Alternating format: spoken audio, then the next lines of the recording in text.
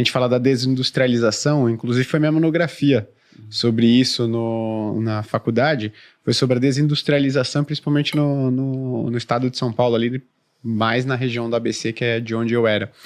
Mas uma coisa que eu sempre me perguntei quando eu estava escrevendo era, mas o que está acontecendo com outros países desenvolvidos, né? Eles estão se desindustrializando, mas estão conseguindo manter um nível de renda per capita interessante, até crescendo, é muito voltado para o setor de serviços.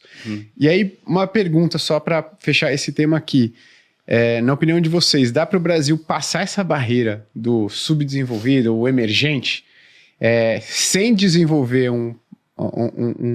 uma indústria minimamente competitiva?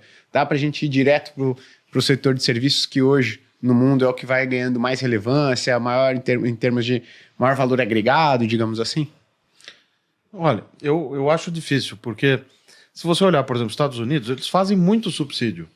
Talvez nessa parte eu discorde um pouco do Sérgio, porque o problema é como a gente faz. A gente gasta muito, tem muita política industrial, mas está claramente errando. Porque você dá crédito para um determinado setor. Você está avaliando se aquilo gerou emprego e renda de fato, e aí você coloca no orçamento todo ano aquele valor e mais um incremento. Aquele valor e mais um incremento. O Congresso, todo dia, quando eles dão um expediente ali de terça, quarta e quinta, eles estão aprovando coisas para aumentar essas desonerações, essas isenções. Então, o que a gente tem tentado mostrar, e eu acho que até ouvindo outro dia uma aula do Samuel Pessoa, que eu gosto muito também, ele falava, olha, o diagnóstico do baixo crescimento tem 2 eixos.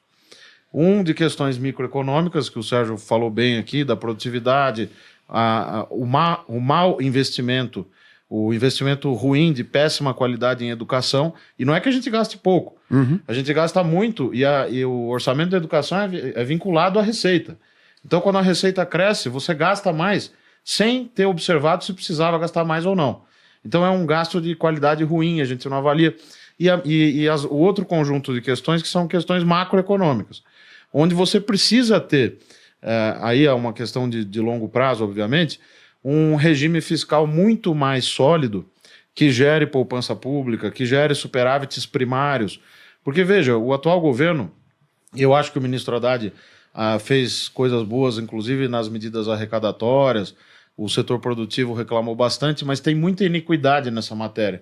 Você tem muito incentivo, muitas coisinhas que vão sendo penduradas no orçamento, quase que silenciosamente, e quando você olha, tem um monstro lá de 540 bilhões de reais. Por ano? Mais de 1/4 do orçamento total, sem considerar o gasto com juros. Por ano. Então, R$500 bilhão, mais de R$500 bilhão. Então, nós temos que atacar esses 2 eixos, né? E eu acho que não vai ter crescimento econômico sem uma indústria forte. Nós temos que ter um processo de reindustrialização e temos que estar atentos também a incorporar novas tecnologias, a fazer esse catching up em relação ao resto do mundo. Nós estamos muito atrasados. A fronteira de possibilidades de produção está aqui, nós estamos aqui. Dá para fazer muita coisa ainda copiando o que os outros fazem, né? Eu vou te correr do salto nesse ponto. Né? Isso que é legal. Economia não é uma ciência exata, tá? Porque por mais que as pessoas queiram brigar e sempre, é isso aqui, não é uma ciência exata. Acho que não é descartar a indústria, né? Mas o Brasil pode ter um crescimento forte com o setor agro, que já é muito pujante e vai continuar gerando renda elevada ao longo do tempo, mas o que falta, o que está estagnado é o setor de serviços, né? Não pode ser hoje assim, o que é setor de serviços no Brasil? É comércio? Assim, é muito pouco, né? Você vê pouquíssima coisa de ponta. E quando você fala valor agregado, você mencionou, assim, o valor agregado hoje está muito mais em serviços do que na indústria. Assim, uma montadora é um baixíssimo valor agregado.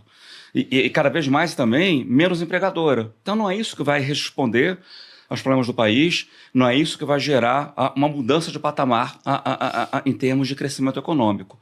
E você vê que, assim, baixíssimo gasto em pesquisa e desenvolvimento no país, em ciência e tecnologia, em educação. Então, nisso a gente está ficando para trás. Então, a gente fica com uma indústria da década de 50, 60, automóveis, e não é à toa que vários países desenvolvidos já largaram mão, jogaram para países secundários, né, a produção de automóveis. Né? Não vem daí o desenvolvimento. O desenvolvimento vem muito mais de setores de alto valor agregado que hoje estão mais em serviços do que na indústria. Excelente.